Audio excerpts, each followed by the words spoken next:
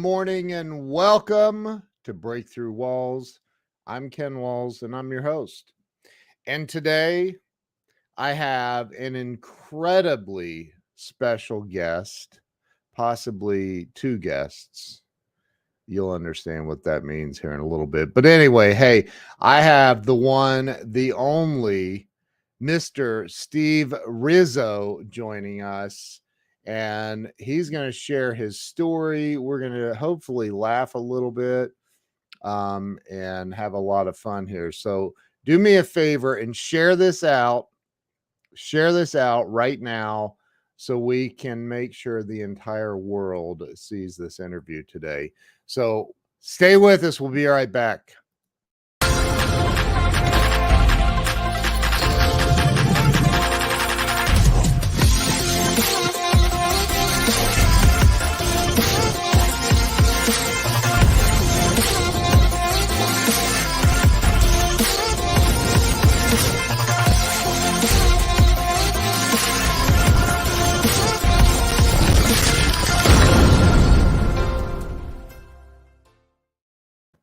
And we're back.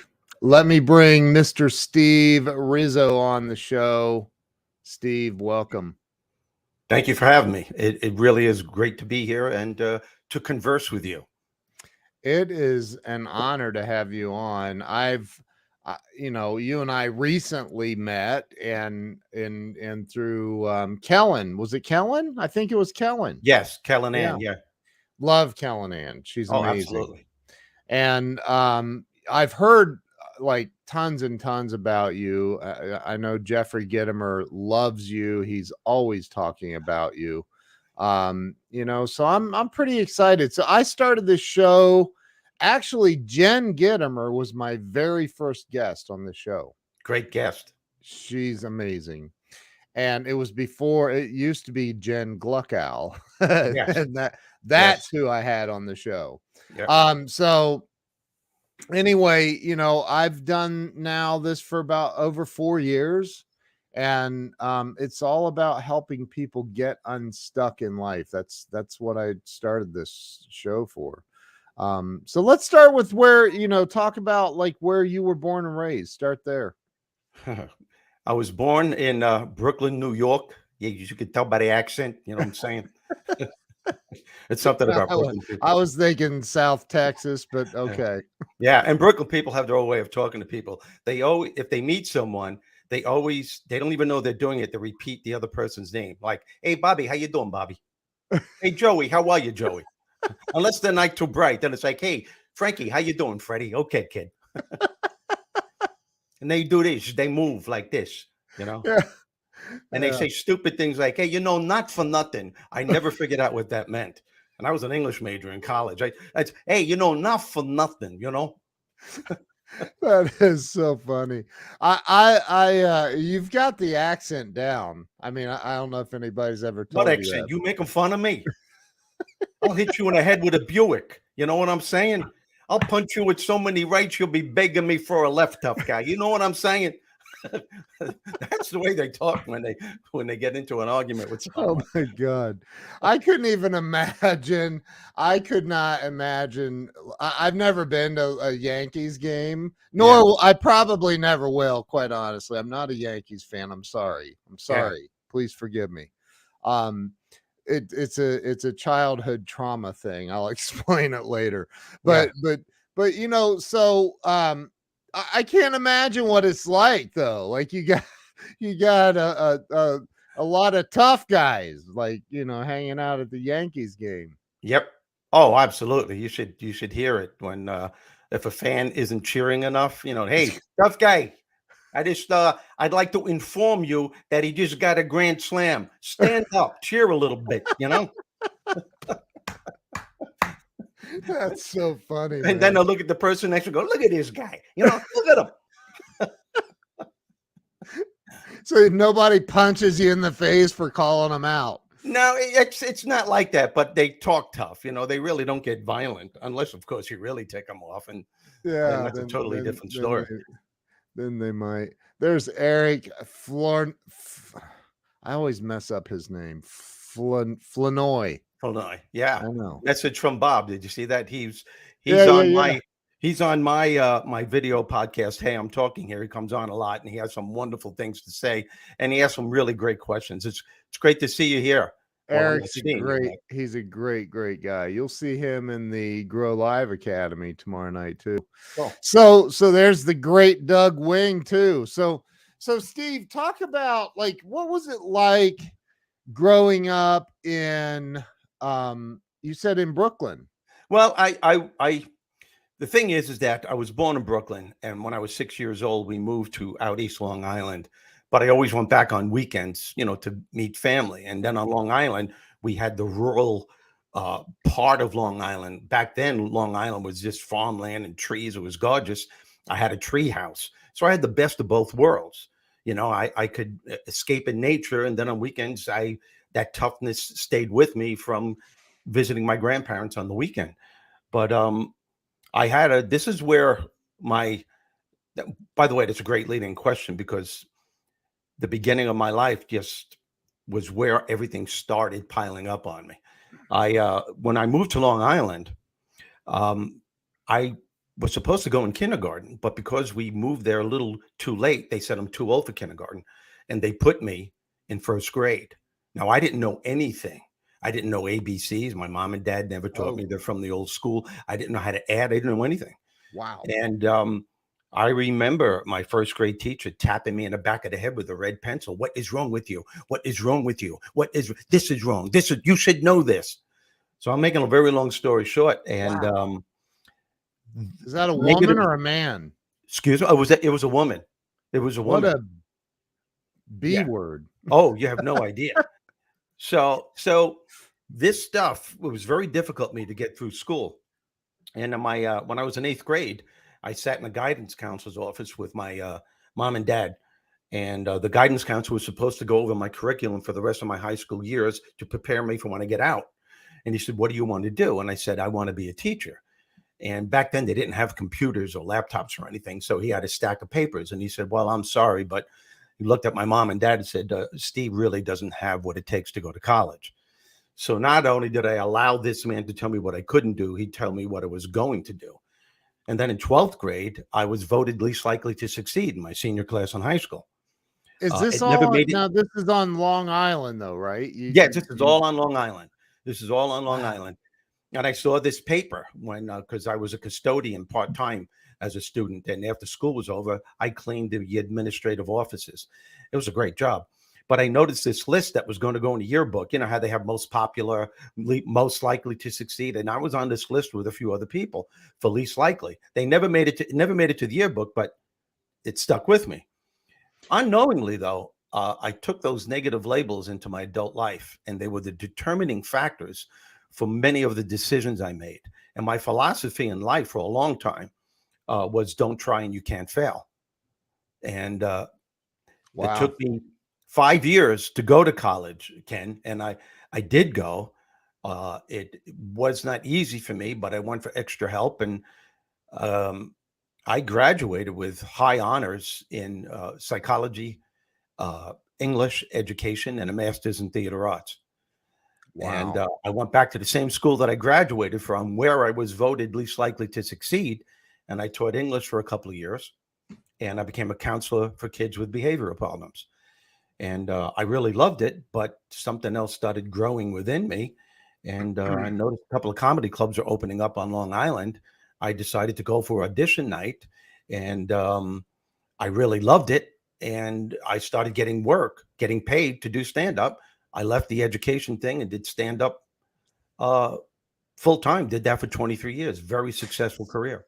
So, I mean, we can let the secret out. You're actually one of the jerky boys. Everyone says that to me. And I I'm not, mean, I know I dude, sound like it. I hate to stereotype, but holy crap! If That- anybody meets that stereotype, it's Yep. you. Because on stage I did this, hey, and I was just like him. How you doing there, tough guy? Hey, chisel chest, how you doing there? All right there. Frank Rizzo here, buddy. Hey, how you doing? So funny though. Yeah. But so I liked because I grew up with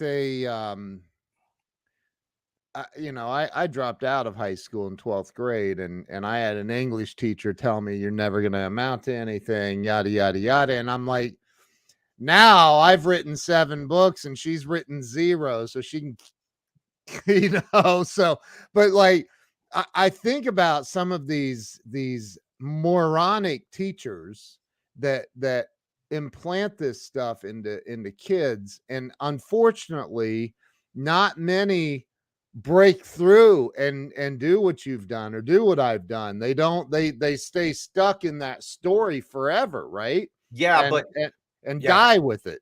absolutely, Ken. But here's the thing with me.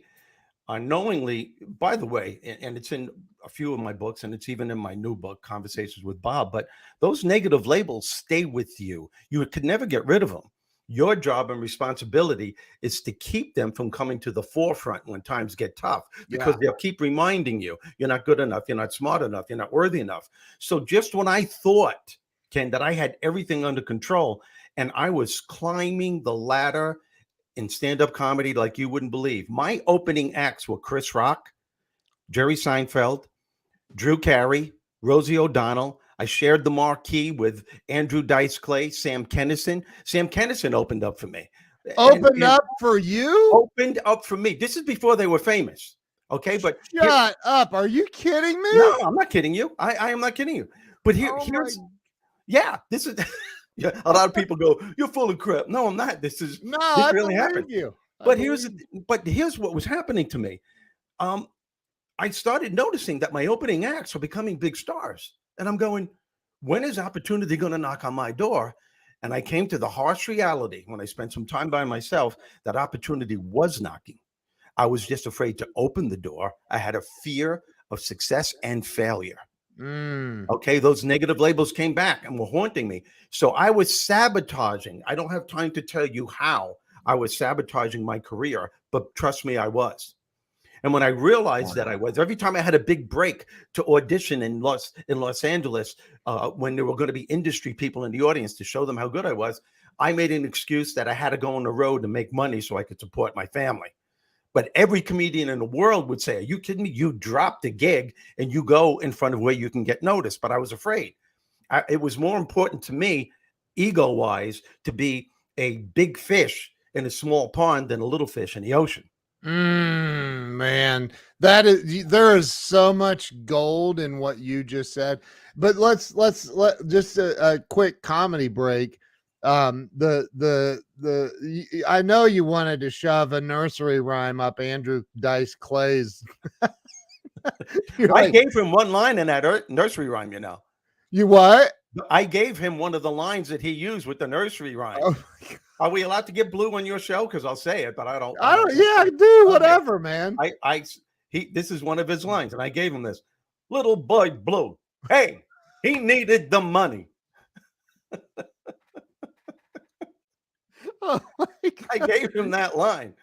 Dude, I cannot believe you had Andrew Dice Clay, Sam Kinison. Sam Kinison was out of his freaking, he was off his rocker. He was a sweetheart. I loved Sam Kinison. Really? I was performing at the Comedy Store, and I was talking with Damon Wayne. We're both going on. He was going on before me. Did you just say Damon Wayne? Yeah, Wayne? and Mitzi Shaw, yeah, and Mitzi Shaw was crying hysterical. Mitzi Shaw is the one that owned the Comedy Store. That's Pauly Shaw's mother.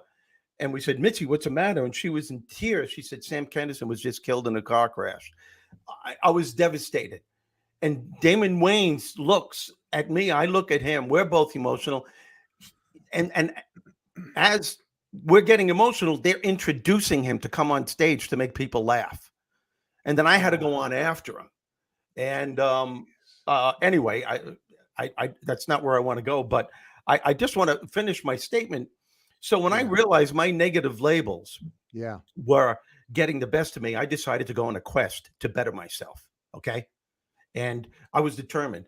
Ken, I read every self-help book that you could think of. I fell asleep with headphones, listening to, at the time, they only had cassettes. They didn't even have DVDs, were just coming out. I went to spiritual seminars. I went to Tony Robbins seminars. And I noticed a major shift through the years was taking place. And the belief I had in myself was insane. because you can't go anywhere unless you believe in yourself. Everyone kept Right. telling me you're going to be the next one in comedy, but I didn't believe it. Everyone else could believe it, but if you don't, that's the determining factor. So, but something strange started happening as I'm getting this belief in myself. The entertainment industry is coming at me really hard, and they were very interested, but I was slowly not interested in them anymore. And it was at a Tony Robbins seminar, and I still have this. I was at a Tony Robbins seminar. He's speaking for 3,000 people, and I'm looking at the way he has command of the audience and how he's teaching and how he's making a tremendous difference in people's lives. And he's pretty funny. Not Yeah. anywhere near as funny as I am, but he's No. funny. No. And as he's going through his thing, and I'm looking at everyone with emotion in their faces, because he's changing their lives. And I picked up a pen, and unknowingly I wrote, "I can do this." And I put the pen down, and I'm listening to him again, and I'm observing the audience. I'm listening to him. About 20 minutes later, I pick up the pen again. I write, "I should do this." And then a little bit later on, I said, "Damn it, I am doing this." I still have this paper in glass on a frame. And I knew it, even though I had no idea on how to do it.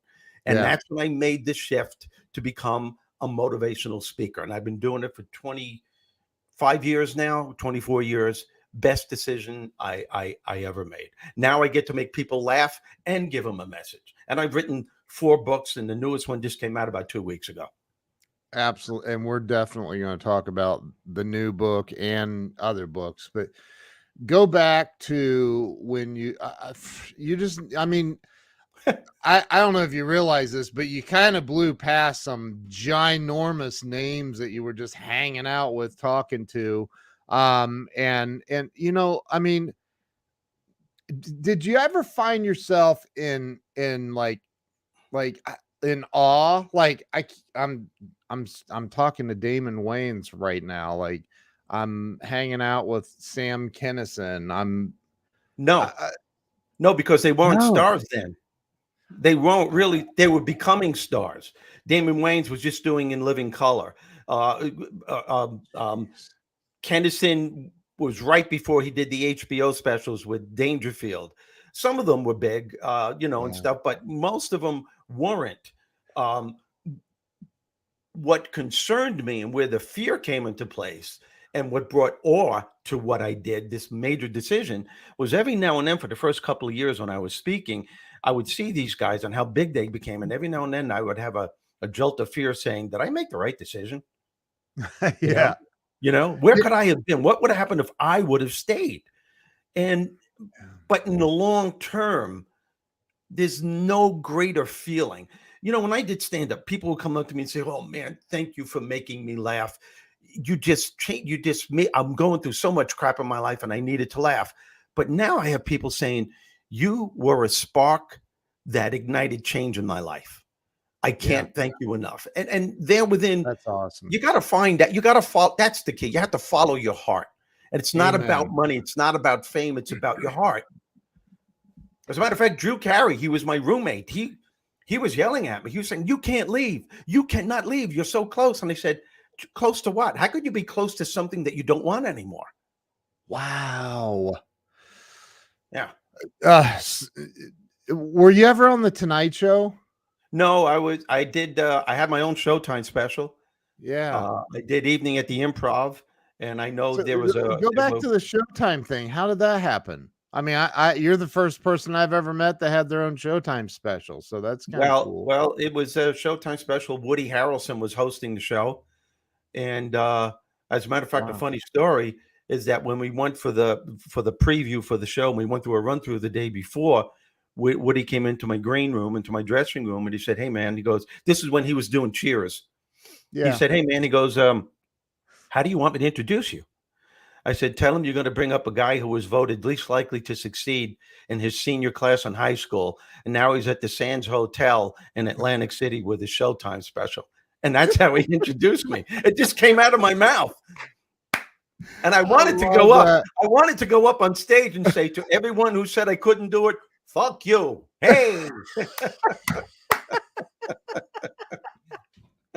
I love that, man. That's so funny. So let me ask you a question, and we don't need to go deep, but were there like, looking back at childhood, man, and all, because I think about this, like, the things that happened to us as kids, like, they impact us throughout adulthood and our lives, right? Like, Yeah. how were things at home? Was everything good? Did you have the Leave It to Beaver life? What was it No, like growing up? no, I had a it's tough because my mom and dad both passed on years ago. I still think of them. I love them. They were uh they gave a lot of love, but they were consumed with so much fear. And it's only through Mm, understanding and delving into their past where I realized where that fear came from. They were both abused in their own ways, and yeah. how they never abused us, four of us, because usually that's the pattern. Yep. But they did what they could. They did the best they could with the information that they had. When my guidance counselor in eighth grade told me I wasn't smart enough, most parents would have said, "Don't you ever tell my son that." But my Yeah. dad was from the old school, and so was my mom. They figured this guy's got to know what he's talking about. Look at his title, guidance counselor. If he doesn't know, who does?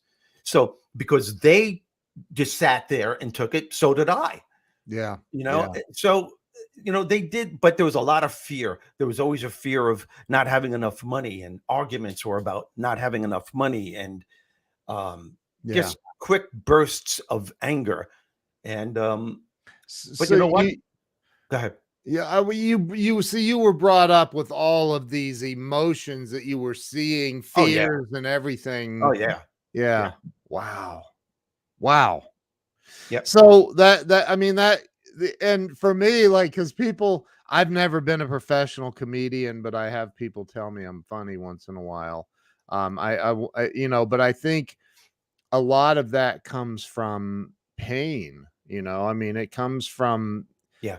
our own fears and pains and all of that shit that makes us.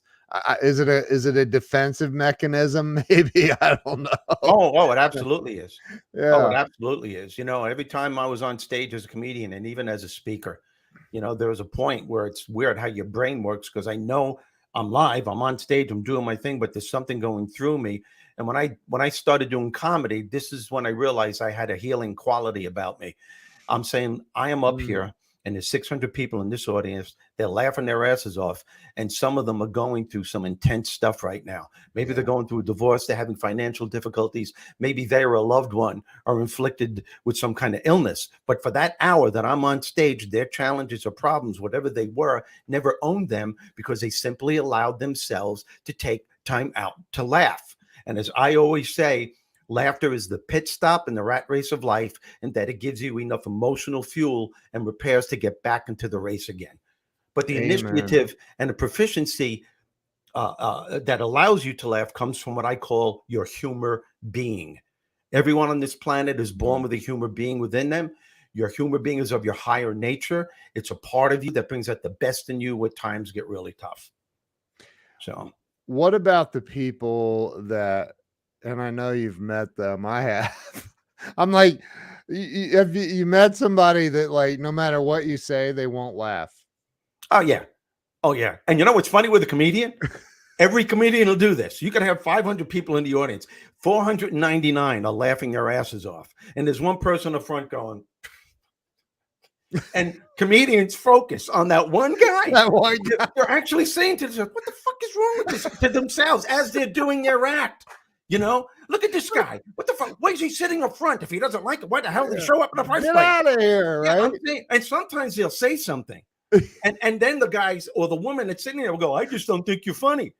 And then of Wow. course, then a thing goes on, Yeah. Wow. That's so funny.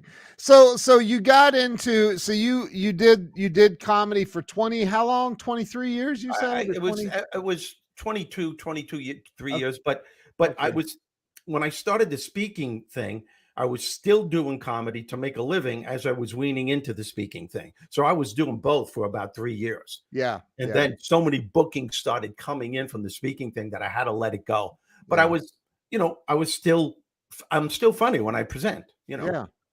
So you got in, so that was like corporate and events and Yeah, a lot of stuff like Fortune that. 100, 500 companies, Yeah, education groups. My message is conducive for every group. yeah, yeah, Basically, what I do is I show people how to start each day with an unstoppable attitude to succeed, regardless of their circumstances, and how to enjoy themselves during the process. And that's the key phrase, regardless of your circumstances. yep. Because I it's easy to go through life agree. and things are working great. But when it's not, what's your attitude like? So, Yeah. So when you it's funny, there are some parallels, man. I remember 20, maybe longer, some years ago, reading Awaken the Giant Within. oh, yeah. And I remember Tony talking about flying his jet helicopter over San Diego and hovering over the building and realizing he was the head janitor in that building 10 years earlier, you know. Yeah. And I was like, oh my God, I can do that. I Yeah. love that. Like, you know, and so I Tony changed my life too, man. And you know, I think he's changed a lot of people's lives. But so you went into, you made the transition from doing stand-up comedy to going into, I mean, it's still, there's still got to be comedy in your speeches. Absolutely. Yeah. I still make them laugh. You have to. The attention span of the average audience today is very minimal. And Yeah. unless a speaker has some kind of entertaining value, you run the risk of losing their attention. So my Right. first 5, 7 minutes, I'll do nothing but make them laugh, and you can actually see their shoulders relaxing. So when I hit them with this message, it's not like I'm preaching, and Yeah. then they have a hard time adjusting. How can this guy, and I'm not boasting, or maybe just a little, how Hey, you could got this to. how could this guy be so damn funny, and I all of a sudden come up with something so profound that he's bringing tears to my eyes. It's like an emotional roller coaster, you know. Yeah. And I Yeah. have a blast doing that. It's there's nothing more rewarding. What are some of your what are some of your messages that you deliver? And I want to get to the book. I want to talk about the new book, but Yeah. what are some of the messages that you're delivering as a motivational speaker? There are three things that I have at my disposal. Um, my sense of humor and my my ability to tell stories. I love telling stories because I act it out, and I did a few plays off Broadway and stuff like that. So, and I have a master's in theater arts. So I act it out. And but the one thing that I find the most empowering is uh, humility. Um, Mm, I'm not afraid or ashamed to tell people what I've gone through and what I'm still going through in my life. yeah. And I think the message is that we all have shit to deal with. We all carry it with it at various stages in our lives. But I'm a firm believer. It is not what happens to you that determines how successful and how happy you're going to be. Ken, you've heard this before. It truly is what you do about what happened. It's the choices you make. It's the thoughts you have about any challenge Yeah. that will determine the quality of success and happiness you're going to have in regards to that challenge. And whether I speak to groups, if they want to enhance their sales or if they're embracing change, whatever it is, if they want to kick their company up a couple of notches, Yeah. uh, that's one of the messages. And another one is make a conscious choice every day to enjoy yourself during the process. In this country, there is a mindset, and it's a frightening mindset. The mindset is, and they've created this habit, I'll be happy when I achieve the goal. I'll be happy when I get to where I want to go, not realizing that they put their happiness on hold. Yep. You got to make that choice as soon as you wake up in the morning, regardless of what's happening to you or around you, that you can enjoy the process. You Yep. do that by focusing on what's working, by blessing the things that life has given you rather than cursing what life is currently throwing at you. We all have the power to do this. And for those of you who are listening right now and say, well, you don't know what I'm going through. No, I don't. But I do know that you have a choice on how to respond. And if you say you don't, well, then that's your choice. And that'll be the life that you live. And I'm not making light because I know a lot of people confronted with a ton of stuff. You know, in the movie The Secret, Jack Canfield talks about, he's like, you know, I saw my My father was abusive to me. My father was abused. I saw my mom get physically abused by, and I could continue in that story, but really the story is, so what? He literally said, it's the story is, so what? Yep. Now what? What's next? And talking about, you just reminded me of an old Buddhist saying, that pain in life is inevitable, suffering is a choice. Yes. And I honestly believe what I say, and Bob tells Bernie in my new book, suffering, he says, Bernie, suffering may be unavoidable. As a matter of fact, suffering is part of the healing process. Yeah. But just suffering can be avoided. And in time, that's your choice. Yep. That's your responsibility, not only just to you, but to your family and the people that embrace you and that you embrace in your life. It's your choice. Yeah. I have to tell you, maybe perhaps sometime we could do another show and I could just talk about him. I wouldn't be where I am. I wouldn't have gone to college without this person. I wouldn't have become a headlining comedian, and I wouldn't be a motivational speaker, and I wouldn't have written 4 books if it wasn't for my brother Michael. Biggest inspiration of my life. He's 100% disabled as a result of the Vietnam War. The only man in medical history, as far as experts know, that ever survived that kind of wound. I won't get into the ordeal, but this man took what he had, and he never focused on what was missing. He always focused on what he had left. And he always moved forward with that mindset. And he knew intuitively that the thoughts that he had about this challenge that life threw at him was going to create the beliefs that he had. And it was going to cause the way that he felt. And those feelings were going to give him a particular attitude. And he went from victim to victor. He was in a hospital for 7 months, 1969. Wow. And what he did with his life, and I'd love the opportunity sometime perhaps to be on your show again, just to talk about what he did, the steps that he took, the strategies, the shifting habits that he created to not just survive, but he thrived. And I learned from him. He's the one that took me by the hand, not suggested. He told me I was going to college. And he forced me to sit in his classrooms for 2 weeks just to get the experience. And then one day we're walking to the administrative offices. And I said, where are you taking me? He goes, I'm signing you up for next semester. I had tears in my eyes. I said, no, I can't do this. The fear hit me like you wouldn't believe. I was so overwhelmed. I said, Mike, please don't do this to me. I'm going to fail at this. And I did it. And I told you before what I graduated with, high honors. Yeah. But he did it. He did it. And I was blessed to be surrounded by people throughout my speaking career and comedy career, famous people who overcame adversity and those who destroyed their lives. And I use these stories when I speak to my audiences. I have an incredible story of Rodney Dangerfield that I knew personally. I headlined his comedy club 86 and 87 every single weekend. This is when he was at the pinnacle of his career. I have an incredible Eddie Murphy story that I knew quite well. You knew Eddie Murphy? Very well. He lived right near me on Long Island. And I had the pleasure of meeting Christopher Reeve and Dana Reeve 5 months before he passed away. A story about him which exemplifies an attitude of gratitude. And I use these stories. I have programs for each one of these individuals that I mentioned to you.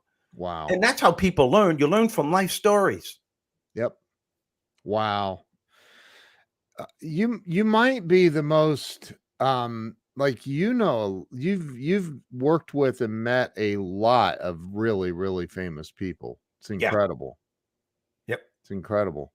And you keep talking about, dude, listen, if you called me at 7 o'clock on a Tuesday and said, hey, let's do a show, like 5 minutes later, we're live. Forget about it. Like, I'm in, like, whatever. So and Michelle Geske she's a fellow New Yorker, by the way. I don't know, Michelle, where do you live? In Manhattan? I don't know where she lives, but she's in New York. She's from New York. She loves you, I can tell. Well, she called me a gorgeous soul. I love that. She did. I put that on my website. Steve Rizzo, attitude adjuster, and a gorgeous soul. Thanks, Michelle. I love you. Oh, that's funny. Where Oh, she lives Pel? in Pelham. Okay. Yeah, yeah. So talk about you. So you did this whole time. You're doing comedy and stand up and or stand up comedy rather, and then you get into the motivational speaking, and you're starting to make that transition. And then I know because of conversations you and I have had that you kind of hit a wall Yeah. about 7 years ago or so. Yeah. Um, Talk a little bit about that. And I love your transparency, man. That's one of my favorite things about you actually, is just being freaking I you know what? Just a side note, I hate fake people. I just freaking hate them. Like, And you just can tell them a mile away. oh geez. And they're full of anyway. um Talk about hitting that wall. There's Kellen Ann. Oh my god, she's late to the party. Kellyanne, love you. It's because of you I'm talking with Ken right now. I So love Kellen. She's she's amazing. she's one of you talk about a special soul. Oh my god, She's so giving. It's incredible, and she's incredibly brilliant. She's she just is yeah, yeah, talented yeah, yeah. artistically, unbelievable. So talk about the wall that you hit about 7 years ago. Well, okay. As I stated earlier, my negative labels came back, and well, this is the third time they came back with a vengeance, and Yep. just stuff started happening. Things weren't going the way that I thought they should, and I was in the middle of a divorce after 34 years, and it was my decision, and it was the toughest decision I ever made in my entire life, and I, I don't I don't mind saying that it killed me, because it did kill a part of me. It was devastating, because my wife was a wonderful person in so many ways, and I don't have time to tell you exactly why I left, but I knew I had to. I just knew it, Yeah. Yeah. and I woke up one morning, and I was pretty emotional, and I just said to her, I said, "I'm moving," and she said, "Where are you going?" I said, "I don't know yet, but I'm going somewhere in California." And then she goes, "What is wrong with you? Please see someone. Let's go together. Talk for yourself." And I said, "No, I have to go." And I had friends there. And I went and I rented a condo or an apartment in Marina Del Rey. And I stayed there for 2 years. And I knew that I went there to face my demons, whatever they were. You And didn't know what they were at the time. I had a funny feeling. I had a Oh, funny feeling. I had a funny feeling what it was. yeah. And I stayed there. It wasn't easy, but yet I felt relieved that I was far away. I couldn't get any further from Long Island to California unless I went to Hawaii, and I wasn't going to go that far. Yeah, right. And I, I exercise every day. I always did since I was 13 years old, and that always vents a lot of frustration. And after my exercise at the 24-hour gym, I'd go there at 4 in the morning, and I would walk around Venice Beach, which is not a safe thing to do. Trust me, at that time in the morning. You know, Yeah. and one morning, I was walking along the beach, and the sun was rising, and I lost it. I mean, lost it, and I was yelling at God. Yeah. And I'm screaming, "Where are you?" And then I said, "What the hell is wrong with you? And what is wrong with me? And what am I doing here?" And no sooner had I said that, I took another step, and I heard something from within me say, "You know what's wrong with you. And you know why you're here. You're just way too caught up in your own drama to Mm, find the answer." And wow. right then and there, I said, "What?" And I got into my car, went back to my apartment, took out my laptop, a pad, and a pen, and I asked another question. And then another answer came. Then another question. I was there for like 4 hours just answering. And I realized I was talking to God. I was talking to a higher part of myself. Yeah. And I kept doing this as a ritual every day or throughout the day. And then from there, I said, "Oh, God, I'm writing a book." And it took me 7 years to write this book. And Ken, every time I thought I was finished, Bob said, "No, you're not. No, you're not. You still have to experience more stuff. There's still some more shit you're going to have to go through." And I'm like, "Oh, geez, isn't this going to be fun?" That's when I do my Archie Bunker. "Oh, geez, here we go again there. Huh?" You know, I expect Edith That to was walk in and that go, was "You can't leave now, Archie. There's more shit that's gonna be thrown at you." Oh, I changed there. Get back there, huh? So, so, so, um, that was freaking awesome. Holy crap. so finally, the book was finished. I just, I know, it's hard to shift from one emotion to the next, but I mean, I feel I'm like, get me off this ride. so Oh. uh, the book was finished, and uh, I didn't even bother to send it to a major publisher. My other books were Get Your Shift Together, and the other books I went with McGraw-Hill and a few others. I didn't even bother. I said, Bob told me to self-publish it. And when the book was being created, I worked with my publisher, Mike Murray from Powerhouse Press. He's brilliant at what he does. I've known him through the years. He knew what I was going through. He made some recommendations, and we created a. Can I show the people the book? Yeah, No. we Yes, can. No, of okay. course. And Holy this is it. crap. Conversations with Bob. And a timeless, entertaining dialogue for living an extraordinary life. Yeah, and this is what the book looks like after the cover, after the flap is off. And this is what I love. That's so gorgeous. Yeah, you know, it almost looks like a Bible, you know what I'm saying? It's And gorgeous. and Bob is the one that told me when I wrote this book to break it up into 4 parts, and each part would have 4 chapters.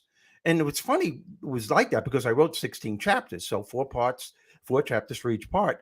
And I realized when I broke it down into that, each part had its own messages.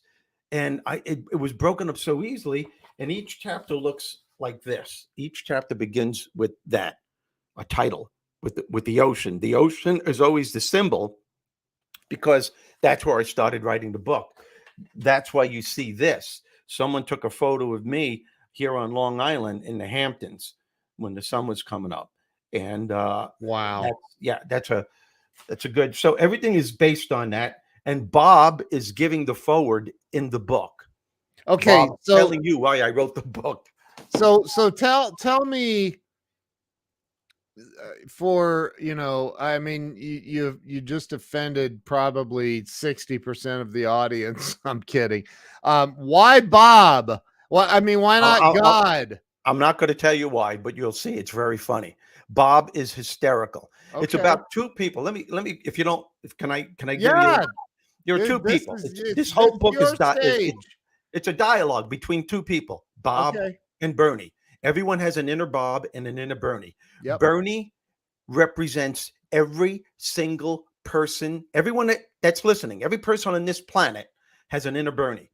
Yep. Everyone feels that somehow, some way, on some level, their life isn't working, or they're going through crap over and over again. There are a lot of people who just feel life is too tough. Even those who enjoy themselves are going to get hit hard with something somewhere along the way. Yep. So Bernie represents everybody on this planet who feels that their life isn't working on some level or another. All the answers to your challenges and problems come from your inner Bob. Doesn't matter what you call it. And Bob makes this very clear to Bernie at the beginning, because Bernie knows he's talking to God. Okay. And he tells Bernie, he goes, look, Bernie, it doesn't matter. You can call me the universe. You can call me the light, the force. You can call me the source energy. You can call me the truth. You can call me your authentic self. The only thing that really matters is that everyone on this planet knows that there is a higher part of them, their higher nature, that has the answers to all of their questions and solutions to all of their problems. It may not make your problems go away. The chances are it won't.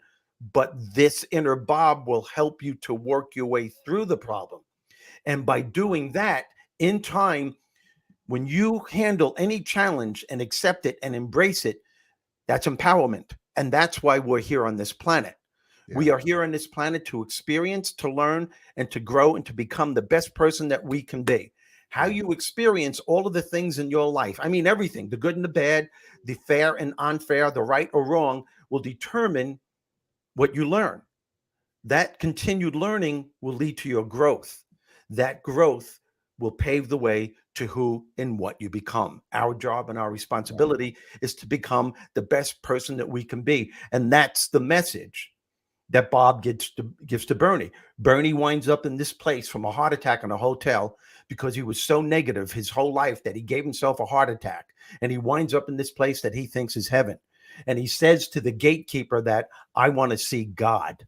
And he goes, well, we call him the big kahuna here. And I'm going to tell you why he gets the name Bob. Goes, well, if it doesn't matter what you call him, I'll just call him Bob, okay? Yeah. So the gatekeeper goes, Bob's a nice name. I'm sure he wouldn't mind. So anyway, it's funny. Bob is hysterical. Oh, my God. I love it. And Bernie breaks down at the beginning and says to him, crying, there's a whole thing where he's crying. He said, you never answered my prayers. I prayed to you. I pleaded to you. Do you know how it feels to know that you deserve everything in life, to see your friends succeed and you're getting nothing? And Bob said, yes, I did answer your prayers. But Bernie, you squashed the seed possibility from manifesting with your negative attitude. You prayed with the same attitude you have about your life. He goes, what do you expect, a miracle? He goes, haven't you ever heard the saying, God helps those who help themselves? And he goes, Bernie goes, yeah, I've heard it my whole life. He goes, you have to meet me halfway. I could only do for you for what you're willing to do for yourself. In other words, you can't pray for peace of mind for that day and then go in traffic and start cursing at everybody in traffic. You can't do that. Damn it, you just ruined my entire life, Steve. Thank you, Phil. Phil Sorrentino, great friend of mine. I love Phil. Phil is awesome. Right. So okay, like, how do I tie all this together? You know what? I think we're gonna have to just start a show together. So I would love to do that. I would too, man. I love everything you're saying, and I subscribe to 1000% of it. With the, I like to look. You've been on Showtime, had your own special on Showtime. You've hung out with Andrew Dice Clay, and he opened for you, and freaking what's his name? We were talking about Sam Kinison, and like, who was unbelievable. He was offensively funny, though. I mean, but very offensive. But he was. But I love that scream he did. Just that. When he opened up for me, before people didn't know who he was. Oh, and wow. We toured New York, New Jersey, and Connecticut for 2 months one summer. And I love the guy. I fell in love with the guy. I just love him. He was such a sweetheart. And I don't know, very few people know this, but he was a Baptist minister. Yes, I know. I knew that. And he would open up for me. And he would, and then at the time he had a patch over his eye to make him look even uglier, you know? Yeah. And he would scream at the audience. And he would go into the audience and scream. And when he did, people on the other side were leaving. Like, let's get the hell out of here. This guy's frightening. And he had a hard time getting booked because the club owners were saying, Sam, I love you. I think you're funny, but I'm losing half my audience because they're afraid of you. Yeah. He was the only comedian that when I was introduced, because I headlined, when I was introduced, I was still laughing as I was on stage. At him. I remember the thing he said, what, have you seen this new rad, the Rockers Against Drugs? He's like, are you kidding me? Like, Rockers Against Drugs, rock created drugs. He's like, that's like Christians against Christ. It was so. His opening line when he was younger, before he was famous, he'd go out into the audience and he'd go, "I'm not your everyday comic." He goes, "I don't talk about. You ever notice you put your socks in the dryer, but only one comes out? Where did the other one go? I don't do that." He goes, "I don't do that. I talk about relationships, primarily women, guys." And there are 2 things you want to know about women. Number 1, women love to be misunderstood. And he goes, number 2, and he goes, he goes, they want to be beast fucked. And he starts screaming in the audience. His face is like this. I know. Oh, and he starts humping the chair. Oh, Ah, he was, dude, oh, he was nuts, I man. know. I hope I didn't He get too. I hope I didn't get too blue there. dude, he was he. I mean, because he went from being a like a holy roller minister Yeah, into being unbelievably offensive, and I there were in the Christian community, man, there were people are like, didn't he crash? He drove his Porsche off a cliff or something, didn't he? yeah. It's crazy, man. No. He was killed. Had just gotten married. He was in Las Vegas. Uh, Oh, okay, and okay, it's a weird story because I knew his opening acts, Carl LeBeau, very well, and I knew his brother wow, pretty well. And he just got married from wow. Vegas, and he was on his way going back to L.A. and he was stopping drugs, and he was because boy, he partied his ass off. Oh yeah. And I don't know if you've ever driven in the desert. When you do, your vision is it's hard to tell a vehicle that's coming at you. You don't know if he's in his lane or he's coming at you. So he's in his car, and his brother and his opening act Carl are in the car in back of him. And there's a truck coming at Sam, and they're beeping the horn saying, Sam, pull over on the side. He's coming at you. And it was a head-on collision. He was thrown out of the car, and Oh, that wow. was it. So Let me ask you a question, and this is kind of the theme of this show, and I can't wait to hear your answer because this is what you do. Um, in your opinion, what holds people back in life from two things, and these two things, in my opinion, are related. If I'm wrong, in your opinion, tell me. From real financial success and real freedom, happiness in life. I do listen, I've been homeless and broke, and I've been extremely wealthy, and extremely wealthy is better, at least in my life. yeah, What do you think stops people, man? What is stopping people from really having it all? their beliefs about the money. And those beliefs are formulated over a period of time through a consistent way of thinking. People don't realize this, that the beliefs you have about anything in your life, the beliefs you have about wealth, the beliefs you have about the economy, the beliefs you have about politics, the beliefs you have about your neighborhood, the beliefs you have about your family, the beliefs you have about the way the economy is, are formulated over a period of the beliefs you have about me in the short time that you've seen me are formulated over a period of time through a consistent way of thinking. Yeah. And so your thoughts create your beliefs, and there's no ifs, ands, or buts about it. But here's the thing: your beliefs write the story of your life, and those thoughts and beliefs will create the way that you feel on any given day. And if you want to go through your life with an unstoppable attitude to succeed, you have to make damn sure that you are feeling good during the process. This isn't only a key to success and happiness, Ken. This Yeah. is at the very core of your success and happiness. Why? Because feeling good is the fuel that drives motivation and inspiration. People, you should write that down and slap it on your refrigerator. Feeling good is the fuel that drives motivation and inspiration. That's your choice. It's your responsibility. Yeah. And you have to understand that if you're not feeling right, it's because of what you're thinking on any particular day. And this whole Mm. process starts as soon as you open up your eyes to greet the day.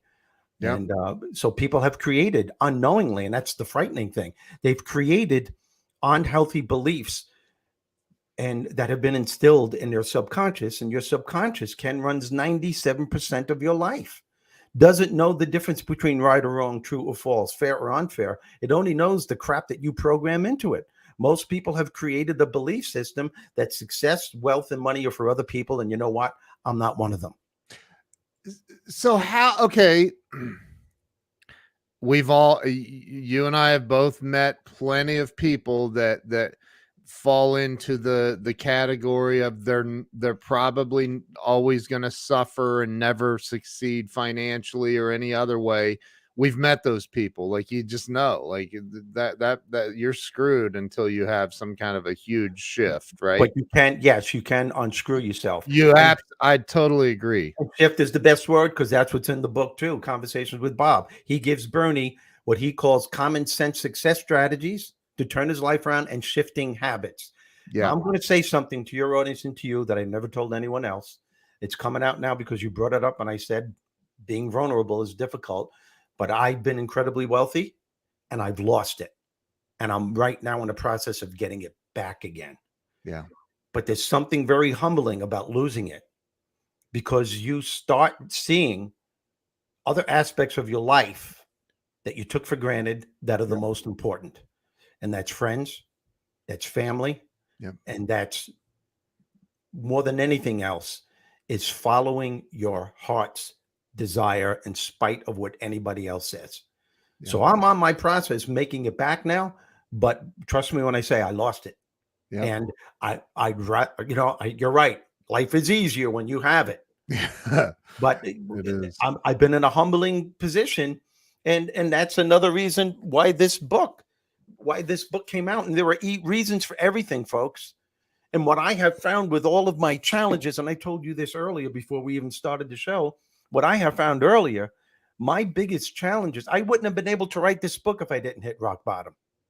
I wouldn't have been able to. My biggest challenges have become my greatest blessings, because now I am put in a position to do what I was put on this planet to do. And that's to make a difference in people's lives, to be some kind of spark that can ignite change in people's lives. Yep. And I want to let them know that if they meet this inner Bob halfway, acknowledge this God presence that we all have within us, life becomes a lot easier. And when you do make all of that money, or if you do make that all of that money, you have a profound appreciation for what's really important.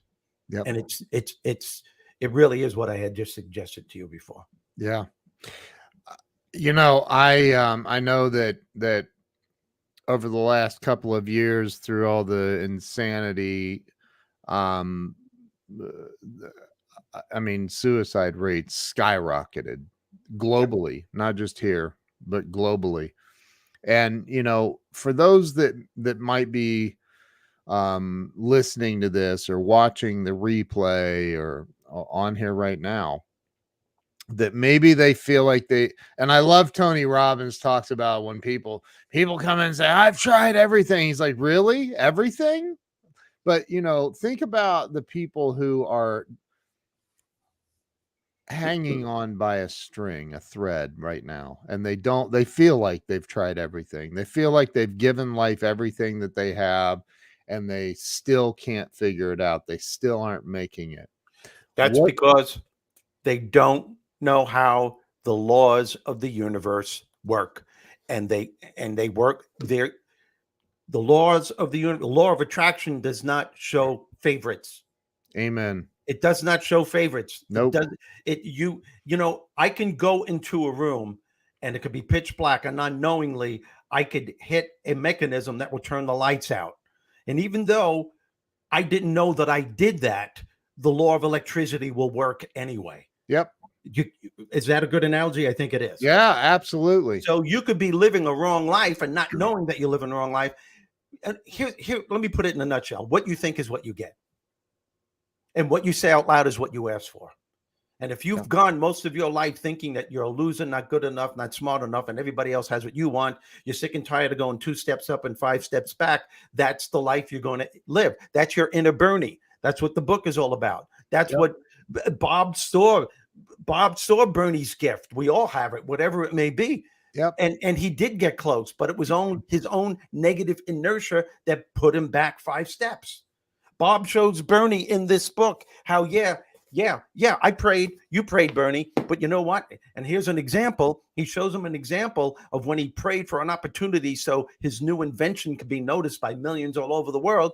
He's sitting next to a person on a plane, and because his presentation didn't go well that morning before, he was so pissed off in such a negative mood, he kept ignoring this guy's inquiring as to what he did for a living. And the guy says, I couldn't overhear your conversation on the phone before. Do you? And finally, Bernie looks at him and goes, pal, you know, Leave me alone. I need time by myself. And when Bernie realized what he did, Bob just suggested to him he very well could have been the seed possibility for the prayer that you were asking for. But you squashed the seed possibility from taking root to manifest in what it was you desire. Dude, that is so powerful. I talk about that quite often. Like, wake up. Yeah. Open up your freaking eyes. Become more aware of what's going on around you. Yep. God's answering your prayers all the time. Yep. The book is based on 3 principles, and this is what Bob says to Bernie at the beginning. Number 1, you need to know without a doubt that you are the creator of your success and happiness. What that means, as we just said, that means it's not what happens to you, it's what you do about what happens. Number 2, you need to know that you're the only problem that you will ever have. And somewhere within you, there is always a solution waiting to be discovered. You just have to learn how to get out of your way and perhaps be still to allow the solution to reveal itself. Number 3, whenever you're confronted with a problem or a challenge of any kind, it's never a matter of managing your mind. It's always a thought. It's never a matter of managing the situation. It's always a matter of how you manage your mind. Yep. Can you manage your mind and the toxic emotions and beliefs that are keeping you from finding the solution that's waiting to be discovered? I'm looking for, if I look like I'm distracted, I'm looking for the link to the book. What is it? Yourinnerbob.com. Your Inner Bob. That's it. Okay, so listen, everybody watching right now. I rarely give orders, but I'm ordering you to go to your innerbob.com. Bob is spelled order B-O-B. B-O-B. Here in Columbus, Ohio, there's a Bob Chevrolet, and it's B-O-B-B Bob. Okay, but this one is a single B, and it's yourinnerbob.com. Go get the book. I mean, go get the book. This is powerful, powerful stuff. And I know it's on Kindle too, so they can go to Amazon, order the book on Amazon. They can order it on Kindle. I have it on Kindle. I'm getting the physical copy of it. Okay. But dude, this has been one of the most powerful interviews I've ever had. This is incredible. I appreciate that. Thank you for being here. Thank you for sharing your wisdom. I feel like there's so much more we haven't even uncovered. I just feel like there's so much more. Well, let's talk. Let's work something out. Yeah. If you'd like. Yes, absolutely. Steve Rizzo, where can everybody follow you? What's the best place on social media? I would say Facebook. Facebook is where you could my video podcast with Eric Bam. It's Hey, I'm Talking Here. It's also on YouTube, and it's live every other Thursday. It won't be on this Thursday. It'll be next Thursday, and it's really a fun show. And it's basically what we're talking about here. We're talking about situations, adversity things that people go through, and I'm having a blast doing it. And it's called Hey, I'm Talking Here. That's awesome. Listen, everybody go follow Steve on Facebook, wherever you are. Like my wife, I think, subscribed to your YouTube channel. So she put that in the comments earlier, and she's saying, what a great interview. Thank you so much. So everybody go follow Steve, go to yourinnerbob.com, order the book. I started reading the book, and I, you know how it goes. I haven't gotten all the way into it yet. So, and can I ask you, when you do read the book, is just to my goal from the bottom of my heart is to get this message out. So a review on Amazon can go a long way. Yeah, it sure can. So everybody go read the book, leave a great review. If you have a bad review, keep it to yourself. Yeah, really. Because I know a guy named Tony who will knock on your door and say, listen, I think we have to have some kind of conversation. The book is Conversations with Bob. Well, you're going to have one with me. All right. I'll hit you so hard your family will die. You know what I'm saying? Oh my God. Hey, everybody, make sure you go follow Steve, go buy the book, leave a great review, and have an amazing day. Steve, thank you so much. I appreciate you, man. I appreciate you. Thank you. All right, we'll see you guys tomorrow. Have an awesome day. And again, follow Steve Rizzo. Go to yourinnerbob.com and grab a copy of the book today. Talk to you guys soon.